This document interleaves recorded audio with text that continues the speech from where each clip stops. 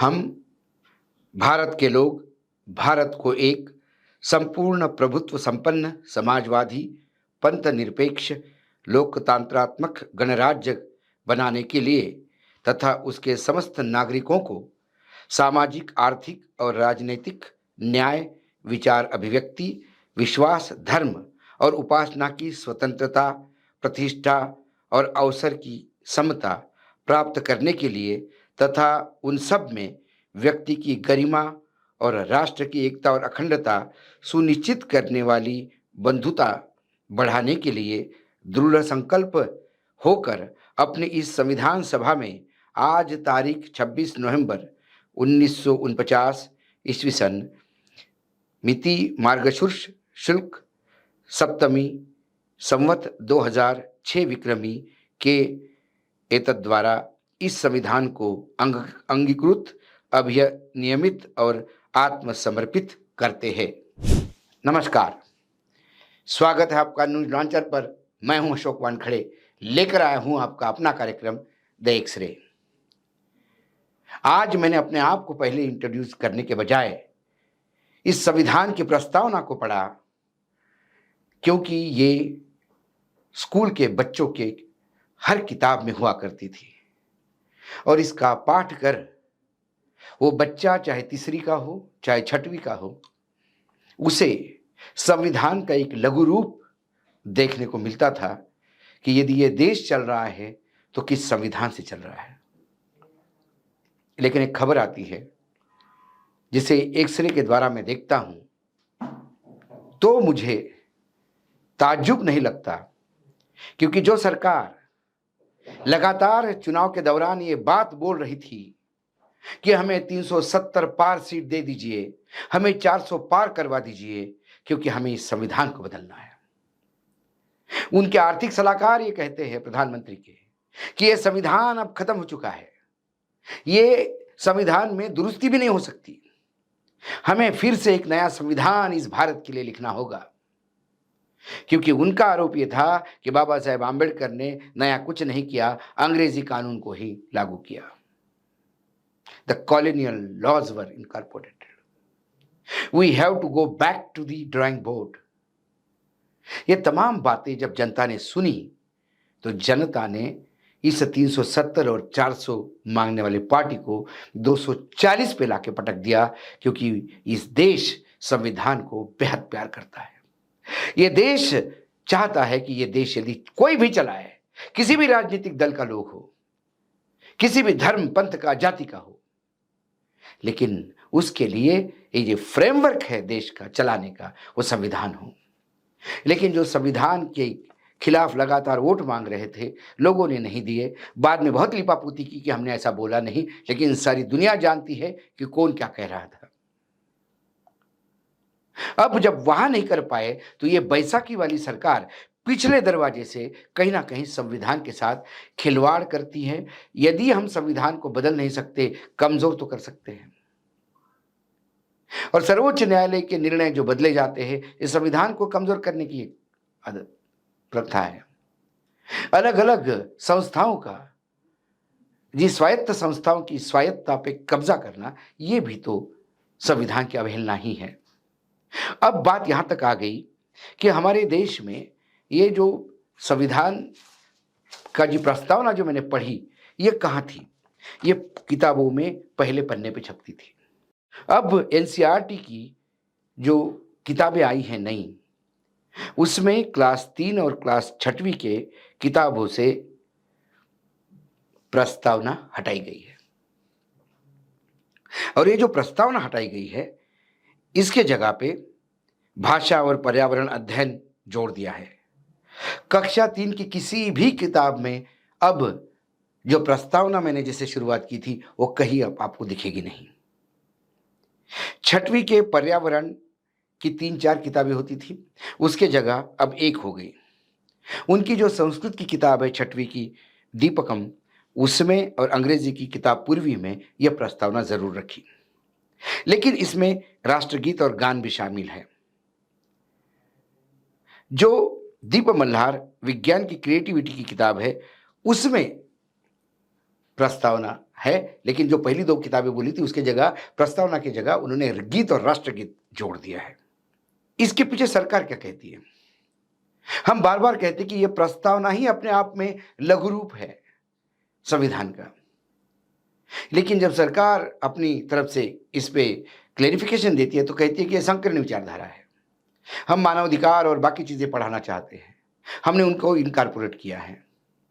इसके पहले एनसीईआरटी ने ऐसे ही खेल किए थे। एनसीईआरटी ने महात्मा गांधी, भगत सिंह, अम्बेडकर के चैप्टर्स ही किताबों से हटाए दिए थे।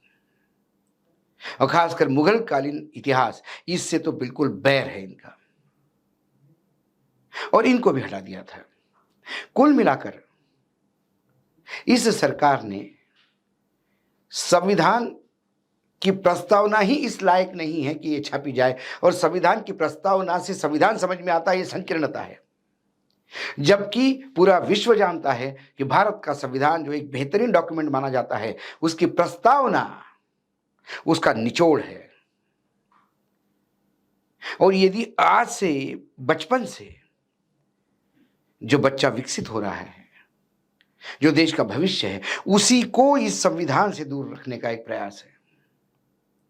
इसको इतना दूर रखो कि जब कभी भविष्य में संविधान बदलने की बात हो तो आवाज उठनी नहीं चाहिए, क्योंकि ना किसी को संविधान समझ में आएगा, ना संविधान की आवाज उठेगी।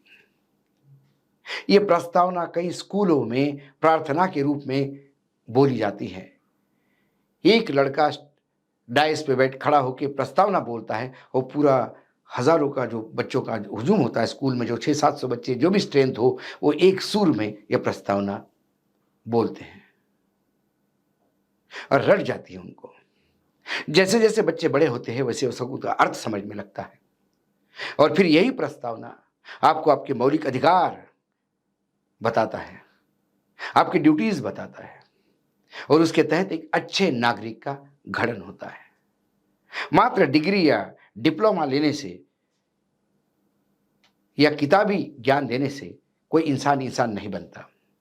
एक अच्छा इंसान बनने के लिए उसके एक संस्कार भी चाहिए, और वो संस्कार उसको सही चीजें सिखाने में चाहिए। यदि बार बार आप गलत चीजें सिखाओगे, आप महात्मा गांधी के बारे में नहीं बताओगे, आंबेडकर कौन है ये नहीं बताओगे, उनके चैप्टर्स हटा दोगे, आप आजादी की लड़ाई में जो लोग लड़े, यदि उनका संघर्ष नहीं बताओगे, तो आने वाली पीढ़ियों को आजादी के मायने क्या होंगे। और जब आजादी के मायने ही नहीं समझ में आएंगे, और जो फ्री में मिलता है उसकी कोई कीमत नहीं होती। और इसीलिए कई देश विश्व में हमने देखे जिन्होंने अपनी संगठन, अपना इतिहास को ठीक रूप से संजोगा नहीं, वो खुद इतिहास में चले गए। हमारे यहां वर्तमान सरकार का प्रॉब्लम है, उन्होंने कभी आजादी की लड़ाई में योगदान नहीं दिया, इसीलिए शायद उनको एक नफरत सी पैदा हो गई आजादी के इस लड़ाई से। देश आजाद हो गया, उसके मीठे फल तो वो खाना चाहते हैं, लेकिन उस इतिहास को याद नहीं करना चाहते, क्योंकि आजादी का वो गौरवशाली इतिहास हो सकता है कुछ लोगों के लिए ये उनके चेहरे पे धब्बा हो। जाने अनजाने में उन्होंने शायद इस आजादी की लड़ाई में भाग ही नहीं लिया हो, या कांग्रेस की विचारधारा, या उस समय जो राजनीतिक दल थे जो लड़ाई प्रखरता से लड़ रहे थे, चाहे महात्मा गांधी हो, जवाहरलाल नेहरू हो, इनके लड़ाई लड़ने से जो क्रेडिट उनको मिलता है, उस क्रेडिट से कहीं ना कहीं जलन होती है कि वो इन सब को इतिहास से दूर रखना चाहते हैं। ऐसे कई डॉक्यूमेंट्स हैं जहां राष्ट्रीय स्वयंसेवक संघ क्यों दूर रहा, क्यों महात्मा गांधी ने राष्ट्रीय स्वयंसेवक संघ को जानते हुए भी कई लड़ाइयों में, क्विट इंडिया मूवमेंट में नहीं बुलाया, जबकि संघ के तमाम स्वयंसेवक ये चाहते थे कि इस संघर्ष में भाग ले। लेकिन तब हेगड़ेवार साहब इसलिए इंतजार करते रहे क्योंकि उनको न्योता नहीं आया। आजादी की लड़ाई में न्योता नहीं होता, आजादी की लड़ाई में सर कलम करने के लिए जज्बात होते हैं, जिसके लिए आपको जाना होता है।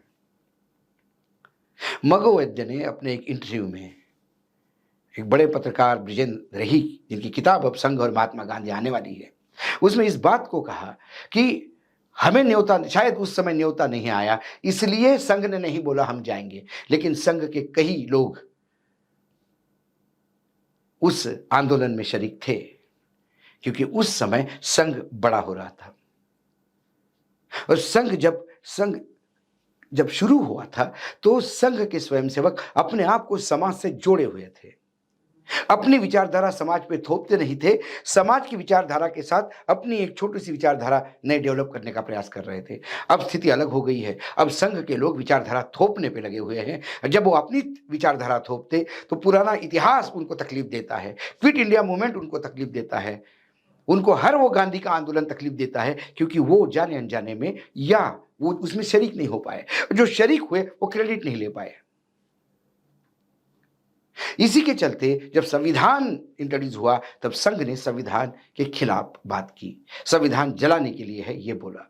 उन्होंने तब मनुस्मृति संविधान की जगह क्यों नहीं लाई जाती, ये बात कही। वो सपना मनुस्मृति का आज भी जिंदा है। इसलिए इस संविधान को शने शने, धीरे धीरे प्रयास तो पूरा था कि एक झटके में बदल दिया जाए, लेकिन सैल्यूट इस जनता को, इस जनता ने उस पूरे षड्यंत्र को विफल कर दिया। लेकिन ये नया षड्यंत्र पीछे के दरवाजे से संविधान को कमजोर करना चाहता है।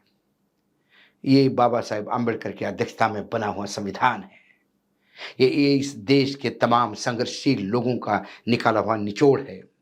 विश्व के बेहतरीन संविधान को स्टडी कर एक नया भारत के अनुसार संविधान ढालने का प्रयास है। और यही संविधान है कि आज तथाकथित चाय बेचने वाले को इस देश का प्रधानमंत्री भी बनाता है, क्योंकि आंबेडकर जी ने कहा था, यह संविधान इतनी ताकत देगा कि अब राजा भिखारियों में से भी आ सकता है। लेकिन जिस डाली पर बैठे उसी को काटने का प्रयास हो रहा है, ये पूरा देश जान रहा है। आज एनसीईआरटी किताब से प्रस्तावना हटाना ये बहुत छोटी बात है, लेकिन ये एक उस षड्यंत्र की शुरुआत है जिसकी परिणति वो चाहते हैं, षड्यंत्रकार, कि संविधान बदला जाए। लेकिन इस देश के लोग पीढ़ी दर पीढ़ी इस संविधान के आगे नतमस्तक होते आ रहे हैं, और इसी संविधान को गीता मान के वो इस संविधान की रक्षा करेंगे, वो भी उतना सच है। जब मैं एक्सरे से ये खबर दिखता हूं कि कक्षा 3 कक्षा 6 की किताबों से प्रस्तावना गायब है, जब मैं देखता हूं तो मुझे इतना विस्तृत दिखाई देता है। इसलिए आज की शुरुआत हमने अपने इंट्रोडक्शन करने के और आपको स्वागत करने के बजाय संविधान की वो प्रस्तावना पढ़ के की, ताकि हम सबके जहन में वो रहे। आज इतना ही, कल फिर आता हूं किसी विषय के साथ। तब तक के लिए नमस्कार। देखते रहिएगा न्यूज लॉन्चर।